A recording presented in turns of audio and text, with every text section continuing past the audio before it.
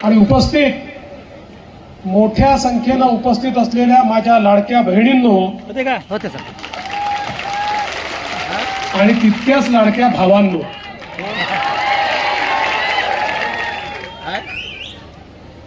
आज किनवट मतदारसंघामध्ये भीमराव केरामजी यांच्या प्रचाराकरता आपण सगळे लोक एकत्रित आलो आहोत. खरं म्हणजे 2019 ला निवडून आल्यानंतर भीमराव केराम यांना पहिली 2.5 वर्ष विरोधी पक्षामध्ये काम करावं लागलं. 1 रुपया देखील निधी महाविकास आघाडीच्या सरकारने या किनवट मतदारसंघाकरता दिला नाही. पण आपल्या सगळ्यांच्या आशीर्वादाने जुलै 2022 रोजी महायुतीचं सरकार आलं. शिंदे साहेब आणि मी आम्ही शपथ घेतली आणि त्यानंतर भीमराव केराम यांना मागे वळून पाहावं लागलं नाही. जेवढा निधी त्यांनी मागितला तो सगळा निधी, नगर विकास विभागाचा असो, सिंचन विभागाचा असो, आदिवासी विभागाचा असो, प्रत्येक विभागाचा निधी हा मोठ्या प्रमाणात आम्ही त्यांना दिला. हजारो कोटी रुपयाचं काम या किनवटच्या क्षेत्रामध्ये भीमराव केरामांनी केलं. आणि मी तुम्हाला सांगतो, आता तर चिंता करायचं कारण नाही. सरकार आपलंच येणार आहे. 2.5 वर्षामध्ये 2020 ची मॅच खेळत जी बॅटिंग भीमराव केरामांनी केली आहे.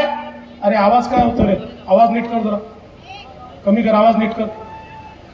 ही जी बॅटिंग त्यांनी केलेली आहे, आता 5 वर्षाकरता सरकार आल्यानंतर किनवट मतदारसंघातला एकही प्रश्न शिल्लक ठेवणार नाही हे सांगण्याकरता या ठिकाणी मी आलो आहे.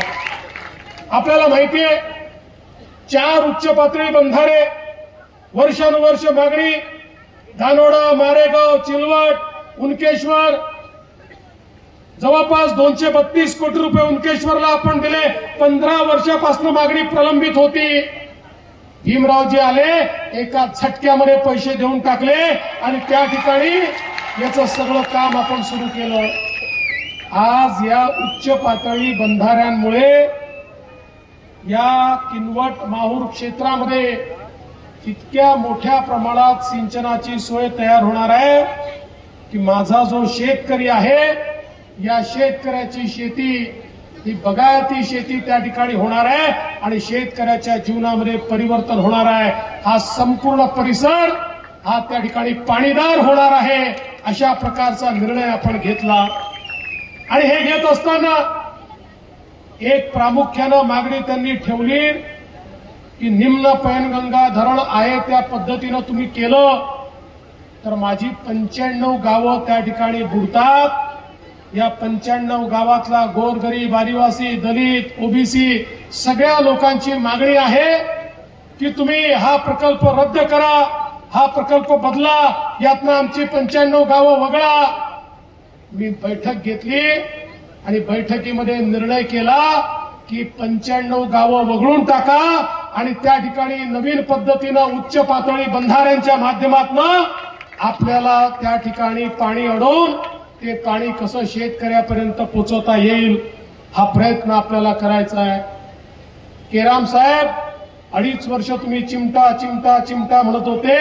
तुमच्या चिमट्याला आम्ही चिमटा घेतला आणि त्या ठिकाणी लोकांना आम्ही मुक्त केलेलं आहे. त्यामुळे कोणीही तुम्हाला काहीही खोटं सांगत असलं विश्वास ठेवू नका. मी पाटबंधारे मंत्री आहे, मी इरिगेशन मंत्री आहे. मी घेतलेला निर्णय आहे या 95 गावच्या लोकांना विस्थापित करणार नाही. हा निर्णय आपला झालेला आहे. खरं म्हणजे मला एक गोष्ट सांगितली पाहिजे, या संपूर्ण मराठवाड्याला दुष्काळमुक्त करण्याकरता आपल्या सरकारने केलेलं जे काम आहे इतिहासामध्ये लिहिलं जाईल, इतिहासामध्ये. कारण मराठवाड्याच्या गोदावरीच्या खोऱ्यामध्ये जवळपास 50 टीएमसीची तूट आहे आणि म्हणून आमचा संपूर्ण मराठवाडा हा सातत्याने दुष्काळी भाग म्हणून केंद्र सरकारकडे आणि राज्य सरकारकडे त्याची नोंद आहे की महाराष्ट्रातला दुष्काळी भाग कोणता, तर मराठवाडा हा दुष्काळी भाग आहे. अशा प्रकारचा कायम दुष्काळी म्हणून ही नोंद झाली आहे. पण आपण निर्णय केला मराठवाड्याला दुष्काळी ठेवायचं नाही. मराठवाडा हा दुष्काळी होता, मराठवाड्याच्या या पिढीने दुष्काळ पाहिला, पण पुढच्या पिढीला आम्ही दुष्काळ पाहू देणार नाही. या मराठवाड्याला पाणीदार बनवायचं आणि म्हणून आपल्या आशीर्वादानं आम्ही प्रकल्प तयार केला. पश्चिमी वाहिनी नद्यांचं पाणी 54 टीएमसी पाणी जे समुद्रामध्ये वाहून जातं ते पाणी उचलायचं आणि नदी जोड प्रकल्पाच्या माध्यमातून गोदावरीच्या खोऱ्यामध्ये आणायचं. 54 टीएमसी पाणी गोदावरीच्या खोऱ्यात आलं तर मराठवाड्यातला दुष्काळ हा भूतकाळ होईल आणि मराठवाडा पाणीदार होईल. त्याचं काम आपण ऑलरेडी सुरू केलेलं आहे. त्याचं पहिलं टेंडर आपण काढलेलं आहे आणि पुढच्या काळामध्ये दुष्काळ हा शब्द मराठवाड्याच्या डिक्शनरीतनं आम्ही काढणार आहोत. आम्ही हे का करू शकतो? पहिला हजारो कोटी रुपये लागतील, पण हजारो कोटी रुपये लागले तरी आमच्या पाठीशी प्रधानमंत्री नरेंद्र मोदीजी आहेत. मोदीजींनी सांगितलं देवेंद्र चिंता करू नका, शिंदेजी चिंता करू नका, तुम्हाला लागतील तेवढे पैसे आम्ही देऊ, पण आपल्याला मराठवाड्याला दुष्काळ मुक्त करायचा आहे. आणि म्हणून ही दुष्काळ मुक्तीची सुरुवात आपल्या सरकारने या ठिकाणी केलेली आहे. आज आपण पाहू शकतो मोठ्या प्रमाणात रोजगाराच्या संधी निर्माण होत आहेत मराठवाड्यामध्ये. विशेषतः आपल्याला कल्पना आहे की सर्वात कमी औद्योगिकीकरण हे मराठवाड्यामध्ये होतं. मला सांगताना आनंद वाटतो मराठवाड्याच्या वेगवेगळ्या जिल्ह्यांमध्ये जवळपास 80,000 कोटी रुपयाची गुंतवणूक आपण आणली आणि आता हळूहळू तालुक्या लेवलवरही गुंतवणूक कशी येईल आणि प्रत्येक तालुक्यात रोजगाराची निर्मिती कशी होईल आपला प्रयत्न चालला आहे. आणि त्यासोबत आपण आता निर्णय केला की 10 लाख तरुणांच्या हाताला काम देण्याकरता आपण मुख्यमंत्री योजना आणली. ज्या योजनेच्या अंतर्गत आमच्या तरुणांना जर त्या ठिकाणी नोकऱ्या दिल्या तर 1 वर्षापर्यंत 10,000 रुपयापर्यंतचा त्यांचा पगार राज्य सरकार देत आहे आणि त्या ठिकाणी त्या उद्योगावर कुठलाही भूर्दंड त्याचा पडत नाही. त्याचा परिणाम असा आहे 2.5 लाख मुलांना नोकऱ्या लागलेल्या आहेत आणि 10 लाख तरुणाईच्या हाताला काम हे आपण या माध्यमातून देणार आहोत. आणि नव्याने पुढच्या 5 वर्षामध्ये 25 लाख रोजगार निर्माण करण्याची सुरुवात आपण केलेली आहे. आमच्या महाराष्ट्रामध्ये प्रत्येकाच्या हाताला काम मिळालं पाहिजे हा प्रयत्न आपल्या खऱ्या म्हणजे आपल्या युतीच्या सरकारचा आहे. आज आपण पाहू शकतो एवढ्या मोठ्या प्रमाणात आमच्या माता भगिनी या ठिकाणी उपस्थित आहेत. देशाचे प्रधानमंत्री माननीय मोदीजींनी आम्हाला सांगितलं विकसित भारत करायचा असेल तर भारताच्या लोकसंख्येच्या 50% महिला आहेत. जोपर्यंत या महिला आर्थिकदृष्ट्या सामाजिकदृष्ट्या केंद्रस्थानी येणार नाही तोपर्यंत भारत विकसित होऊ शकत नाही. मोदीजींनी देखील योजना तयार केली बेटी बचाओ बेटी पढाओ पासनं तर लखपती दीदी पर्यंतची योजना म्हणजे महाराष्ट्रातल्या आता 11 लाख आमच्या बहिणींना लखपती दीदी केलाय. आता पुढच्या काळामध्ये मोदीजींच्या नेतृत्वात 25 लाख तुमच्यासारख्या भगिनी या लखपती होणार आहे. त्यानंतर 1 कोटी आमच्या भगिनींना लखपती दीदी आम्ही मोदीजींच्या नेतृत्वात करणार आहे. लखपती दीदीचा अर्थ असा आहे जी आमची महिला मोदीजींच्या आणि आमच्या योजनांच्या भरोशावर वर्षाला 1 लाख रुपयापेक्षा जास्त पैसा कमवते तिला लखपती दीदी म्हणतात. मी परवा एका संमेलनात गेलो, एक लखपती दीदी मला भेटली. मी तिला विचारलं ताई तू एवढं कसं काय केलं?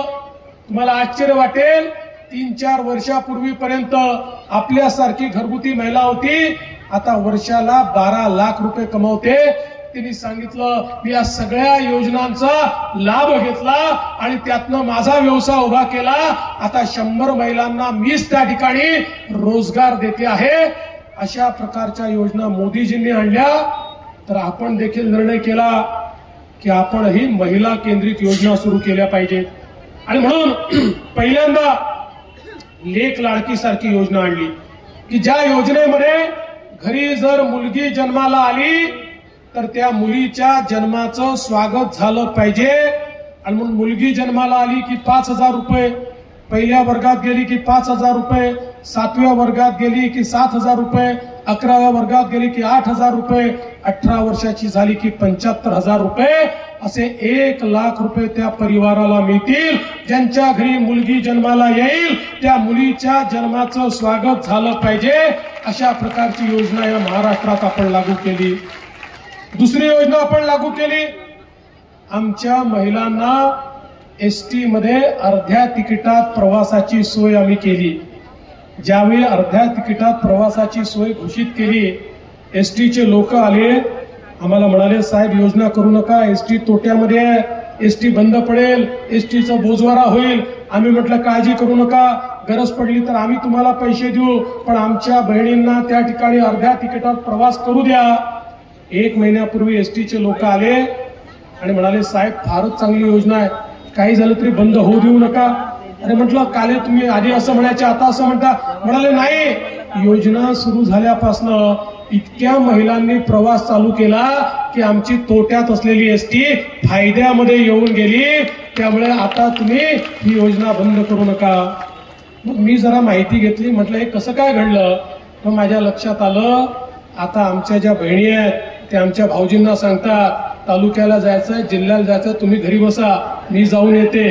अर्ध्या तिकिटात प्रवास होतो आणि तुम्ही तालुक्याला गेलं की काय व्यसन कराल, तंबाखू खाल, पान खाल, खर्रा खाल, मावा खाल, दारू प्याल, काय कराल माहित नाही, घरचे पैसे बर्बाद करून येता. मी पैसे वाचवून येते, त्यामुळे आमची बहीणच चालली आहे, दाजींना घरी बसवलेला आहे. अशा प्रकारची योजना आज या महाराष्ट्रामध्ये आपल्या सरकारने सुरू केली.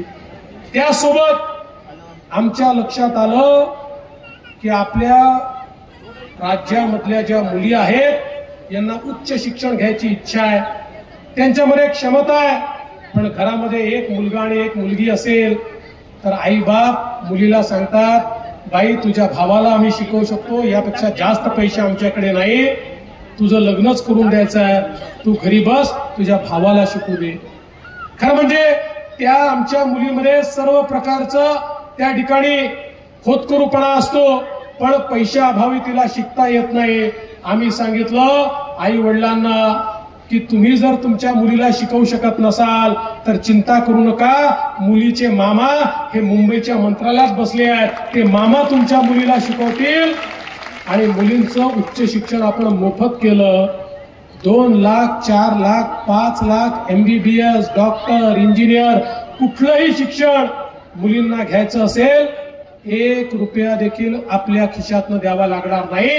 अशा प्रकारची सोय आज मुलींकरता आपण या ठिकाणी केली. आणि त्यासोबत लाडकी बहीण योजना देखील आपल्या सरकारने आणली. आम्ही ज्यावेळेस लाडकी बहीण योजना आणली त्यावेळी महाविकास आघाडीचे लोक आम्हाला म्हणायचे ही योजना यशस्वीच होणार नाही, एवढ्या लोकांपर्यंत जाणारच नाही, खात्यात पैसेच पोचणार नाही. त्यांच्या नाकावर टिचून 2.5 कोटी लाडक्या बहिणींच्या खात्यामध्ये नोव्हेंबर पर्यंतचे सगळे पैसे हे आपण जमा करून टाकले. पण लाडक्या बहिणींनो, जसे आम्ही तुमचे सख्खे भाऊ आहोत तसे काही तुमचे सावत्र भाऊ देखील आहेत.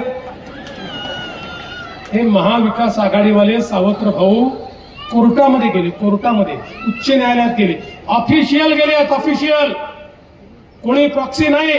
यांचा जो प्रमुख आहे तो कोर्टात गेला आणि कोर्टामध्ये जाऊन त्यांनी त्या ठिकाणी सांगितलं लाडकी बहीण योजना, लेक लाडकी योजना, एसटीच्या प्रवासाची योजना किंवा मुलींच्या शिक्षणाची योजना, या सगळ्या योजना पैशाचा चुराडा आहे. कोर्टाने या योजना बंद कराव्या म्हणून याकरता महाविकास आघाडीचे लोक हायकोर्टमध्ये गेले. पण काळजी करू नका, आम्ही त्या ठिकाणी लढाई लढलो. आणि हायकोर्टाने त्यांना दिलासा द्यायला नकार दिला आणि लाडकी बहीण योजना सुरूच राहील हे हायकोर्टाने देखील त्या ठिकाणी सांगितलं। पण मला तुम्हाला या ठिकाणी एवढंच सांगायचं आहे, हे महाविकास आघाडीचे लोक जर पुन्हा निवडून आले तर हे पहिलं काम काय करणार?